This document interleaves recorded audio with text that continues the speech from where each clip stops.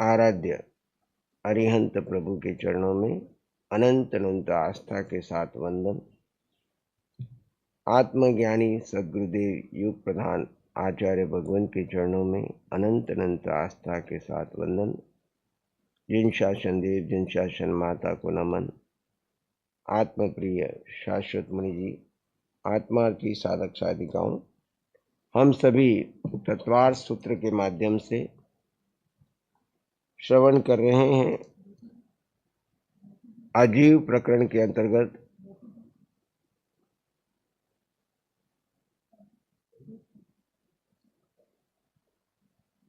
तत्वार्थ सूत्र के अंतर्गत अजीव प्रकरण के अंतर्गत पुद्गल का वर्णन चल रहा है।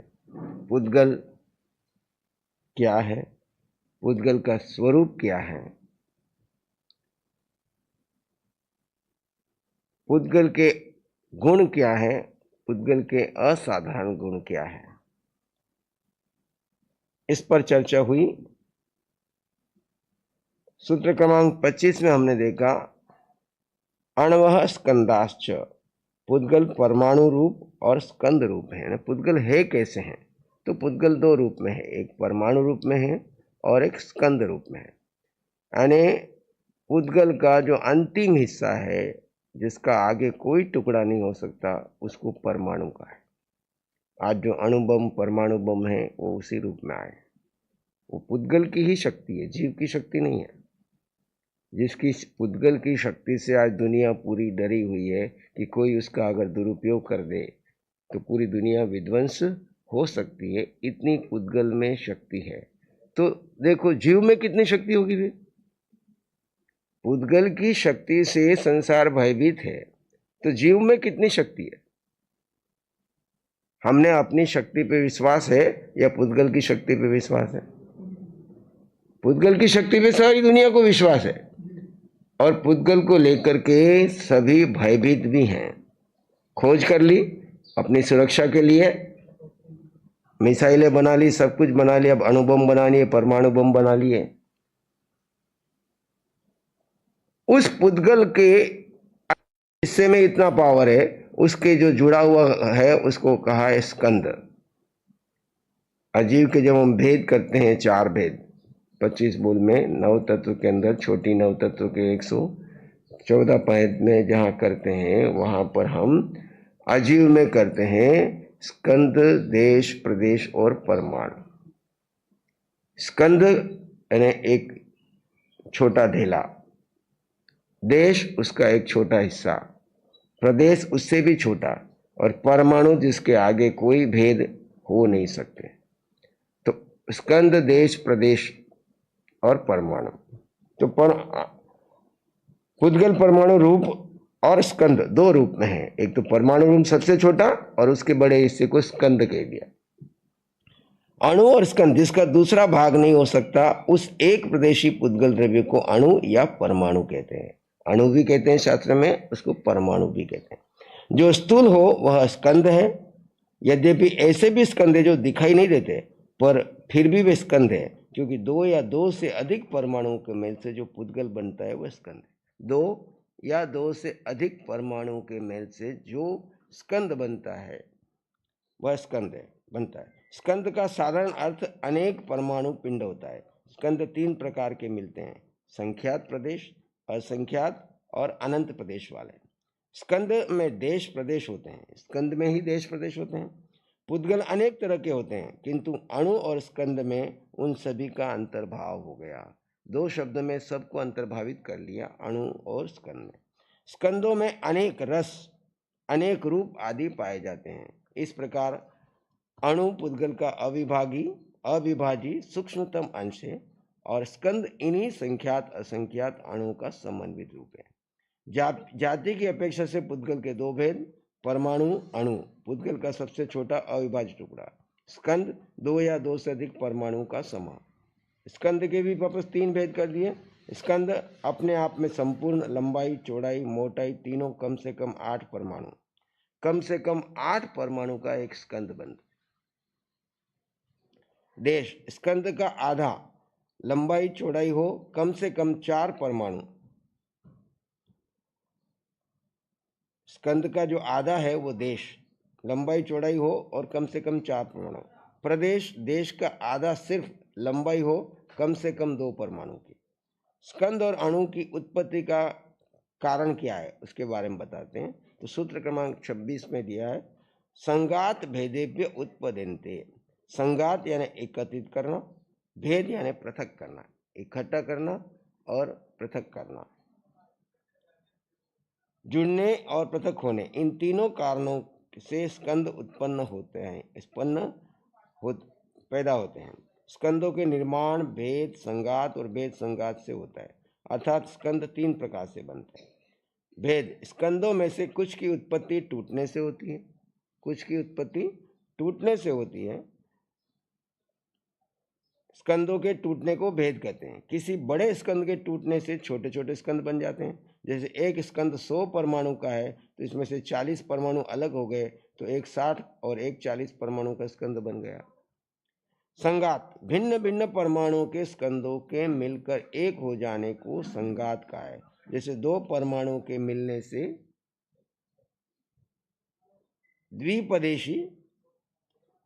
द्विपदेशी स्कंद का निर्माण होता है। इसी तरह 3, 4 संख्यात असंख्यात अनंत परमाणुओं के मेल से उतना ही प्रदेशी स्कंद बनता है। जैसे 100 परमाणु में से 10 और परमाणु मिलने से 110 परमाणु का स्कंद बन जाता है।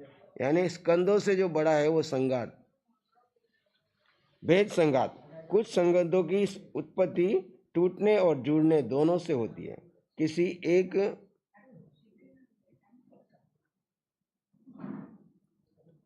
कुछ स्कंदों की उत्पत्ति टूटने और जुड़ने दोनों से होती है। किसी एक स्कंद के टूटने पर उसके परमाणुओं के साथ कोई दूसरा द्रव्य मिल जाने पर एक नया स्कंद बन जाता है, भेद संगात।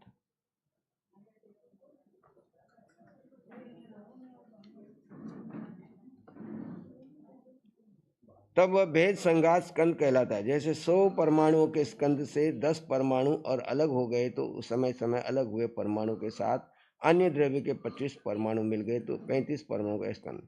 यानी यहाँ समझना है कि संगात, भेद और संगात भेद, इस 3 रूप में स्कंदों का जुड़ना बिखरना ये होता है। भेदाद अणु, अणु भेद से होता है, संगात से नहीं। अणु की जो उत्पत्ति है स्कंदों के टूटने से होती है, संगात से नहीं होती। अणु का निर्माण सदा ही विसंयोजन यानी स्कंदों के टूटने पर होता है। स्कंद जब टूटते हैं तो वहाँ अणु का निर्माण होता है, यानी अणु बनते हैं। क्योंकि अकेला एक अणु रहता नहीं, जो जुड़ता है तो वो स्कंद बन जाता है। फिर स्कंद में से जब खिरते हैं, निकलते हैं तो वहाँ पे वो अणु बनता है। संयोग से इसका निर्माण कभी नहीं होता। यदि जगन्य से जगन्य पुद्गल का संगात हुआ तो 2 अणु तो अवश्य ही इकट्ठे हो जाएंगे और 2 अणु एकत्रित होते ही वह स्कंद की श्रेणी में आ जाएगा। इस प्रकार संगात होने पर पुद्गल के में परम अणु अवस्था का रहना कठिन है। इसलिए अणुओं की उत्पत्ति का कारण भेद होना ही है। यह भेद अंतिम भेद होता है। बीच में भेद ऐसे भी होते हैं जो स्कंदों के ही देश प्रदेश बनाते हैं। भेद संगाताभ्याम चाक्षुषा, चाक्षुष यानी चक्षु, नेत्र इंद्रियों से दृष्टिगोचर होने वाले स्कंदों की उत्पत्ति केवल भेद संगात से भी होती है। अचाक्षुष स्कंद निमित्त पाकर चाक्षुक बन जाते हैं।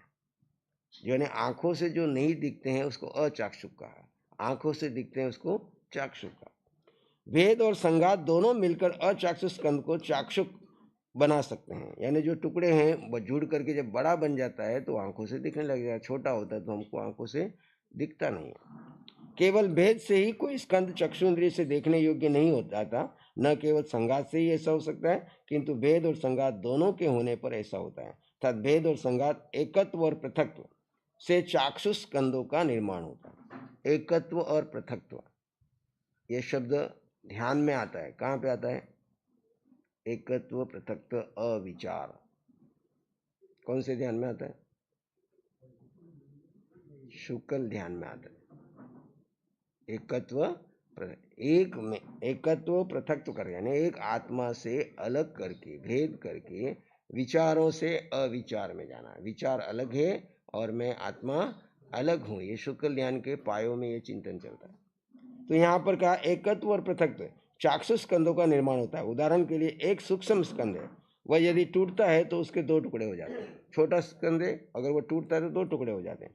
दो टुकड़े हो जाने पर वह सूक्ष्म ही बना रहता है, सूक्ष्म का और सूक्ष्म बन गया, और चक्षु इंद्रिय के द्वारा नहीं देखा जा सकता। लेकिन वह जब वह सूक्ष्म स्कंद दूसरे स्कंद से मिलकर अपने सूक्ष्मतम परिणाम को छोड़ देता है, वो छोटा बड़े के साथ जुड़ जाता है तो सूक्ष्मतम परिणाम छूट गया, अब वो बड़ों के साथ वो भी क्या हो गया, दिखने लग गया, और स्थूल परिणाम को धारण कर लेता है तो उसे आंख से देखा जा सकता है। उदाहरण के लिए हाइड्रोजन एक गैस है, ऑक्सीजन एक गैस है, दोनों दिखते नहीं, ना हाइड्रोजन दिखती ना, लेकिन दोनों का संयोजन बन जाता है तो क्या बन जाता है, H2O, पानी बन जाता है, और पानी चाक्षुष हो जाता है, पानी दिखने लग जाता है। ये दोनों सामान्यतः दिखाई नहीं देते, किंतु जब हाइड्रोजन दो अणु और ऑक्सीजन एक अणु मिलते हैं तो पानी बनकर दिखाई देते हैं। शास्त्रीय भाषा में इसे यूं कहा जा सकता है कि हाइड्रोजन ऑक्सीजन के रूप में पुद्गल सूक्ष्म पर्याय के परिणमन कर रहे थे, वे अब पानी के रूप में स्थूल पर्याय में परिणमन करने लग गए। ये इस तरह से समझाया है कि कैसे छोटे सूक्ष्म बड़े बन जाते हैं और कैसे चाक्षुष के सामने आ जाते हैं। स्कंद चाक्षुष स्कंद परमाणु उत्पत्ति के कारण में तीन भेद कर दिए, स्कंद परमाणु और चाक्षुष स्कंद। स्कंद में भेद अलग होना, संघात मिलना, भेद संघात दोनों एक साथ, परमाणु भेद से ही, और चाक्षुष स्कंद यह स्कंद जो चक्षु से दिखे, भेद संघात से भी। अब अगला सूत्र है वो बहुत महत्व का सूत्र है, 29वां सूत्र। इसको हम बार बार संदर्भ देते हैं और सारी केवलियों की वाणी ये एक सूत्र में आ जाती है। 29वां सूत्र है उत्पाद व्यय ध्रुव युक्तम सत्य। उत्पाद व्यय ध्रुव्य युक्तम सत्य, यानी सत्य क्या है, सत्य है क्या, सत्य को कैसे जाने, कैसे समझे। तो सत्य के लिए कहा जो उत्पत्ति होती है, व्यय विनाश होता है, और ध्रुव्य स्थिरता से युक्त है, वही सत्य वस्तु है। सत्य क्या है, सत्य एक ही है, आत्मा ही सत्य है, यानी द्रव्य सत्य है। द्रव्य पहले भी था, अभी भी है और आगे भी रहेगा। द्रव्य कभी विनाश नहीं होता, पर उसमें पर्याय में उत्पाद और व्यय होता है। क्या होता है, पर्याय में पर्याय उत्पन्न होती है और व्यय होती है। जैसे एक जीव वर्तमान में इस मनुष्य पर्याय में आया, वर्तमान में बच्चे को बाहर लेके बैठो, अंदर मत बैठो, बाहर बैठो, एक लेकर के बाहर बैठ जाओ, पहले से ध्यान रखो, यहाँ जो रोज आते हैं वो लोग ध्यान दो। उत्पन्न और व्यय और विनाश, कोई भी पर्याय उत्पन्न होती है, उसके बाद में जैसे मनुष्य पर्याय में हम उत्पन्न हुए तो इस पर्याय में प्रतिपल प्रतिक्षण परिवर्तन चल रहा है ना, और एक दिन आएगा कि ये मनुष्य की पर्याय व्यय हो जाएगी, यानी नष्ट हो जाएगी, यानी मनुष्य जन्मा और जिसको हम कहते हैं मृत्यु हो गई। तो पर्याय में प्रतिपल प्रतिक्षण बदलाव हो रहा है, पर मूल जीव वैसे का वैसा ही है, निश्चय नहीं से। जीव में कोई बदलाव हुआ नहीं, जीव में कोई बदलाव होगा नहीं।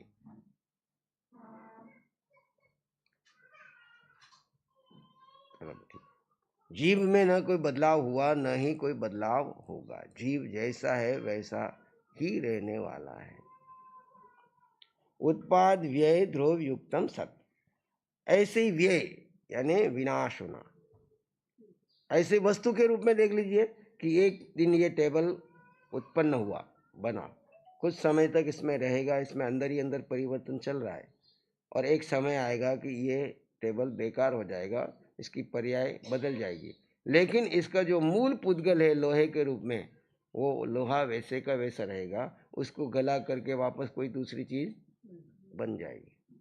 तो वो द्रव्य कभी समाप्त नहीं होगा, चाहे वो पुद्गल हो चाहे वो जीव हो। ऐसे समस्त तीर्थंकरों ने पहला एक उद्देश्य दिया, जिसको गूंथ करके गंधर्वों ने इतने आगम बना दिए। क्या दिया कि उपन्नेवा व्ययवा ध्रुवेवा, सत्य जो है उत्पाद होता है, व्यय होता है और ध्रुव रहता है। जो ध्रुव है वही सत्य है, ध्रुव कभी नाश होने वाला नहीं है। अब इसी त्रिपदी का विस्तार है सारी जिनवाणी। अब इस त्रिपदी को समझ लो और आप मोक्ष जा सकते हो। कैसे जा सकते हो बताओ?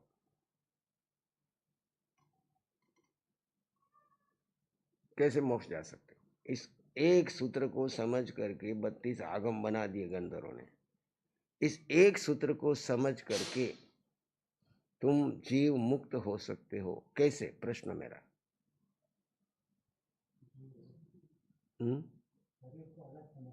शरीर को अलग समझ के, और शरीर को अलग समझ लिया, शरीर अलग है, आत्मा अलग है, इससे ये सूत्र कैसे घटित हुआ? उत्पाद व्यय द्रव्य युक्तम सत। आत्मा द्रव्य है और फिर अभी मनुष्य जीवन मिला वो क्रिया है, और एक दिन ये खत्म हो जाएगा। हाँ, ये खत्म हो जाएगा। जान लिया, इतना जानने से आपका मोक्ष हो जाएगा। इसके लिए, मोक्ष के लिए आप क्या करोगे? इसको जान लिया, समझ लिया। मैं एक्चुअली हूँ तो आत्मा हूँ ना। हाँ, मैं स्वयं आत्मा हूँ जी, शरीर में नहीं हूँ। हाँ, इसका भेद करके जी, फिर अपने आप में स्व में रहना। और यानी कि स्व और पर का भेद करना पहली कंडीशन। सत्य को जाना, पर जो है जिस दूसरे पर में रह रहा हूं वो भी सत्य है, वो असत्य नहीं है। जो पुद्गल, जिस पुद्गल के पिंड में मैं रह रहा हूं वो भी सत्य है, पर उन दोनों में भेद करता हूं, स्व और पर। एक द्रव्य अलग है, दूसरा द्रव्य अलग है। एक द्रव्य दूसरे द्रव्य में कभी मिक्स नहीं होता। एक द्रव्य दूसरे द्रव्य में कभी भी मिक्स नहीं होता। दोनों साथ रहते हैं, दो द्रव्य, षड द्रव्य इस लोक में एक साथ रह रहे हैं। षड द्रव्य इस लोक में एक साथ रह रहे हैं, अनादिकाल से रह रहे हैं। कब तक रहेंगे? अनादिकाल तक रहेंगे। लेकिन किंतु कभी भी एक द्रव्य दूसरे द्रव्य में मिक्स हुआ नहीं और होगा नहीं। अब हमने क्या कर दिया है? हमारी गलती क्या है? इस जगत में, इस साधना में आने के पहले हमारी गलती क्या थी कि हम दोनों द्रव्यों को एक मान रहे थे, पुद्गल और जीव, दो तत्व। पुद्गल के पिंड में जीव रहने के लिए आया, पुद्गल के पिंड में जीव रहने के लिए आया। हर इंसान क्या गलती कर रहा है? इस पुद्गल के पिंड को अपना मान रहा है और इसके साथ अटैचमेंट पैदा कर रहा है। क्या कर रहा है? पहली गलती तो मैं ही पुद्गल हूं ये मानता है। अभी देखो, मेरा नाम शिरीष मुनि है और मैं शिरीष मुनि हूं, दोनों में क्या अंतर है? कौन सा सत्य, कौन सा असत्य? मैं शिरीष मुनि हूं, ये असत्य है। और मेरा नाम, अभी बाहर से आके कोई पूछेगा शिरीष मुनि कौन है, तो मैं क्या बोलूंगा? मैं शिरीष मुनि हूं। ये मिथ्यात्व ऐसे घुस जाता है, और ऐसा मिथ्यात्व हम सबके जीवन में घुसा हुआ है या नहीं है? और कब से चल रहा है ऐसा? और 24 घंटे जब तक मैं शिरीष मुनि का ध्यान करूंगा उस समय मेरे को मिथ्यात्व लगेगा। मैं शिरीष मुनि हूं, ये खाली मैं भान में रहता हूं, ध्यान करता भी नहीं, हो रहा है, चल रहा है 24 घंटे अपना आप, ऑटोमेटिकली, करना नहीं पड़ रहा है, ऑटोमेटिक चल रहा है। और ऑटोमेटिक मिथ्यात्व का पोषण चल रहा है। इसलिए भगवान कहते हैं 24 घंटे तुम मिथ्यात्व में कर्म बांध रहे हो, क्योंकि असत्य को सत्य माने हुए हो। असत को सत्य माने तो मिथ्यात्व, सत्य को असत माने तो, पढ़ते हो ना 25 बोल में, है ना? तो अगर आपने ऐसी मान्यता कर रखी है और ऐसा ही जीवन जीते हो तो आपके 24 घंटे क्या हो रहे हैं? अब ये तत्व ज्ञान जानने का क्या मतलब है, क्या महत्व है? खाली ऐसे बुद्धि विलास कर रहे हैं यहाँ बैठ के? क्या मतलब है इसका? कि ये तत्व को जान करके तुम सत्य को जानो। क्या करो? सत्य को जानो, और सत्य को जान के जड़ और जीव को भेद करो। किससे भेद करो? ज्ञान से भेद करो। ज्ञान के बिना मुक्ति नहीं। तो ज्ञान क्या है? जड़ और जीव दो तत्व भिन्न हैं, इनको भिन्न मानो, भिन्न जानो, भिन्न के रूप में देखो।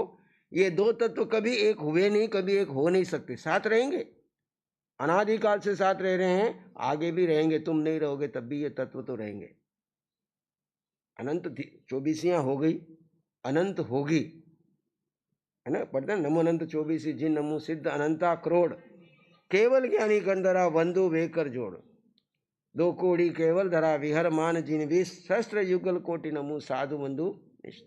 ये रोज प्रतिक्रमण में पढ़ते हैं। इतनी 24 हो गई, कभी भी ये तत्व विनाश हुआ नहीं, कभी तत्व विनाश होगा नहीं। ये जगत ऐसा ही चलता रहेगा, उत्पाद व्यय इसमें परिवर्तन होते रहेंगे, पुद्गलों में भी होंगे, पर्याय में भी होंगे, फिर भी द्रव्य रहेगा। हम द्रव्य का ध्यान करें। किसका ध्यान करें? निश्चय नहीं क्या कहता है? तुम जीव थे, जीव हो, जीव ही रहोगे। जीव का ध्यान करो, अभी वर्तमान में तुम आनंद का, शांति का, सुख का अनुभव करोगे। और तुम पुद्गल का ध्यान करो, पुद्गल का चिंतन करो और आर्त रोत ध्यान में जाओ और अपने संसार को बढ़ाओ और 4 गति 84 लाख जीवनी में घूमते रहो। अब तुम्हारी इच्छा है, तुमको जो करना करो। तत्व ज्ञान पाने के बाद, तत्व ज्ञान पाने के बाद अब तुम्हारा खुद का निर्णय है कि मैं जीव का ध्यान करूं या पुद्गल का ध्यान करूं, जीव में सुख ढूंढूं या पुद्गल में सुख ढूंढूं। बोलो, सुख पुद्गल में है कि जीव में है? गुण से देखते हैं हम, क्योंकि हमने तत्व ज्ञान पढ़ा है, अभी तत्वार सूत्र से पढ़ रहे हैं, चाहे आप ऑनलाइन सुन रहे हो चाहे यहाँ पे सुन रहे हो। तत्व की दृष्टि से देखो, जीव के गुण धर्म क्या है और पुद्गल के गुण धर्म क्या है। पुद्गल के गुण धर्म हमने देखा, वर्ण है, गंध है, रस है, स्पर्श है, ठीक है। और जीव के गुण धर्म क्या है? उपयोग जिसका लक्षण है, जीवो उपयोगो लक्षण। जीव का उपयोग है ज्ञान और दर्शन, ज्ञाता दृष्टा। जीव के अष्ट गुण कौन से हैं? जो सिद्ध परमात्मा के अष्ट गुण है वही हमने प्रतिक्रमण में 8 गुण पढ़ते हो ना, सिद्ध भगवान के, है ना। वो गुण आपके पास अभी भी है, सिद्ध होने के बाद प्रकटेंगे, अभी सत्ता में पड़े हुए हैं। अभी तुम उसका ध्यान करोगे तो अभी सुख पाओगे, और अभी तुम पुद्गल का ध्यान करके पुद्गल में सुख ढूंढोगे तो सुख पाओगे कि दुख पाओगे? अभी तक वर्तमान में इस भव में जन्म लेने से अभी तक सुखी हुए कि दुखी हुए? बोलो अभिषेक, बताओ। पुद्गल तेरे बापू इतने तेरे को देके गए, है ना, तो उसके लिए तुझे कुछ नहीं करना पड़ रहा है। अब इन सब के बीच में सुखी है कि दुखी है? जीव की दृष्टि से बताना, शरीर की दृष्टि से मैं नहीं बता पूछ रहा हूँ। शरीर के लिए तो जो चाहिए उससे 1000 गुना देके गए। शरीर को कितना चाहिए? इतना सा भोजन चाहिए, और पहनने के लिए 2 कपड़े चाहिए, रहने के लिए 3x6 की जगह चाहिए, उससे तो 1000 गुना देके गए। उसके लिए उसको हम सुख नहीं मानते, वो तो शरीर की आवश्यकता और इच्छा की पूर्ति है। इच्छा का तो कभी अंत हुआ नहीं, आवश्यकता में कोई कमी नहीं है, फिर भी सुखी है कि दुखी है? दुखी है। ये करोड़पति अरबपति बाप के बेटे का शब्द है ना, क्योंकि सुख पुद्गल में है ही नहीं। सुख कहाँ है? जीव में है। अब तेरे दादा महाराज सुखी है कि दुखी है? उनके पास कोई नहीं है, तेरे वाली बैलेंस इनके पास कोई नहीं है। घर से निकले आज से 50 साल पहले, तब वो सब रिजाइन दे के आए, मेरे को कुछ नहीं चाहिए, जो है सब त्याग कर दिया मैंने। न तुम्हारा नाम चाहिए, न तुम्हारा पद चाहिए, न तुम्हारा परिवार चाहिए, न तुम्हारी प्रतिष्ठा चाहिए, तुम्हारे किसी नाम के ऊपर वो नहीं चले। वो अनंत सुख का अनुभव वर्तमान में कर रहे हैं और आगे सिद्धशिला के पदाधिकारी बनने वाले हैं। वर्तमान में जो हाईएस्ट पद है वो तो उन्होंने पा लिया, साधुओं का। जिसको राष्ट्रपति भी आएगा तो मत्था टेकेगा, प्रधानमंत्री भी आएगा तो मत्था टेकेगा। तुम जाओगे तो जय जिनेंद्र करोगे, किसी प्रधानमंत्री के राष्ट्रपति के मत्था नहीं टेकोगे। माँ बाप के जरूर टेकोगे, अपने बड़े बुजुर्गों को टेकोगे, लेकिन ऐसे सम्मान में जाओगे तो क्या करोगे? जय जिनेंद्र करोगे। लेकिन एक छोटे से साधु के पास भी जाओगे तो आप क्या करोगे? तो सुख, जो सुख में है उसको नमन किया जा रहा है, जो साता में है उसको नमन नहीं किया जा रहा है। सुख और साता में अंतर समझना है तत्व ज्ञान के बाद। सुख आत्मा का गुण है, क्योंकि अनंत ज्ञान, अनंत दर्शन, अनंत सुख किस में है? जीव द्रव्य में है या पुद्गल द्रव्य में है? अब आप पुद्गल द्रव्य का हिसाब लगा लो, जिसकी साता के लिए आप सारी जिंदगी लगे रहते हो। कितनी इच्छाएं, कितनी कामनाएं पूर्ति कर लो। इच्छा हुआ आगासमा अनंतिया, आपकी मन की जितनी कामनाएं सारी पूर्ति कर लो, क्या सुखी हुआ कोई? सिकंदर सुखी नहीं हो सका, है ना, धन के दृष्टि से। चक्रवर्ती सुखी नहीं हो सके। सुखी हुए चक्रवर्ती कौन? जिन्होंने भोग का त्याग किया और दीक्षा ली और मोक्ष गए, जिन्होंने वहां पे चक्रवर्ती पद पे रहते हुए भेदज्ञानी रहे, भेदज्ञानी रहे भरत चक्रवर्ती, और आरिसा भवन में केवल ज्ञान पाके मोक्ष चले गए। 10 चक्रवर्ती मोक्ष गए और 2 चक्रवर्ती भोग में अटके रहे, त्याग नहीं किया तो नरक गए। तभी कहा भोगेश तपेश्वरी नरकेश्वरी, तपेश्वरी भोगेश्वरी, भोगेश्वरी नरकेश्वरी। तब से राज मिलता है, राज से भोग मिलता है। तो आपको जो आज ये राज मिला है, इतना धन संपत्ति मिली है, पिछले तप का फल है। और अभी अगर तुम यहाँ पे त्याग नहीं करोगे, है ना, भोग का त्याग नहीं करोगे, धर्म में नहीं आओगे, तो आगे नरक तैयार है। क्योंकि इतना सारे आश्रम का भागीदार कौन है? अभी अनुमोदना किसको लग रही है? वो तो चले गए जो छोड़ के गए। अब जो उसको अपना मान रहा है, उसके प्रति जिसकी अटैचमेंट है, आसक्ति है, मेरेपन का भाव है, उसका सारा कर्म उसको लगेगा, चाहे वो 1 कौड़ी है चाहे 1000 करोड़ है। अगर उसका त्याग करके धर्म में नहीं जाएगा तो वो सारा कर्म साथ लेकर के जाएगा और उसका फल क्या आएगा? अधोगति, ऊर्ध्वगति नहीं। हाँ, उसको त्याग करता है और खुद धर्म में जीता है, उसको त्याग करता है, उसके प्रति मेरेपन का भाव नहीं करता है, उसको सत्कार्यों में लगाता है, जहाँ योग्य लगता है ट्रस्टी बन करके उपयोग करता है और उसमें निर्लेप रहता है और वो धर्म आराधना में लीन हो जाता है, तो चक्रवर्ती जितना धन भी पड़ा हो तो वो आपको एक कर्म नहीं लगने देता। चक्रवर्ती के सामने हमारे पास क्या है? चक्रवर्ती के पास सामने हमारे पुद्गल कितने गए, पर वो भी निर्लेप रह करके सारे कर्म काट सकता है। तो यहाँ धन नुकसान नहीं देता है, लेकिन धन के प्रति जो आसक्ति का भाव है, मेरेपन का भाव है, भोग का भाव है और त्याग नहीं है, धर्म की ओर अभिमुख नहीं है, उसको अनंत सुख नहीं मिलेगा। उसको साता मिलेगी, साता तो मिलेगी, क्योंकि पुण्य का फल साता है, धर्म का फल सुख है। धर्म का फल क्या है? उत्पाद व्यय ध्रुव युक्तम। सत्य में हमको यही समझना है कि सत्य जो है उसमें सुख है, और जीव का, मैं जीव हूं तो जीव के 8 गुणों में पहले 4 गुण, अनंत ज्ञान, अनंत दर्शन, अनंत सुख, अनंत शक्ति। अभी पुद्गल की शक्ति हमने देखी, एक परमाणु बम की, अणु बम की एक परमाणु की शक्ति है, जिसको विस्फोट करते हैं तो सारी दुनिया में तांडव मच जाता है। और ऐसे हम अपनी आत्मशक्ति का विस्फोट करें, आत्मशक्ति का विस्फोट करें तो क्या मिलेगा? केवल ज्ञान मिलेगा, अनंत सुख मिलेगा, अनंत ज्ञान मिलेगा, अनंत दर्शन मिलेगा, अनंत शक्ति मिलेगी, जिसके सामने सारे अनंत जन्मों के ये कार्मण पुद्गल जो हमने इकट्ठे करके, जो अणुबम परमाणु बम की तरह हमको घुमा रहे हैं 4 गति 84 लाख जीवन में, कौन घुमा रहे हैं? कार्मण पुद्गल कितने सूक्ष्म आंखों से दिखते क्या?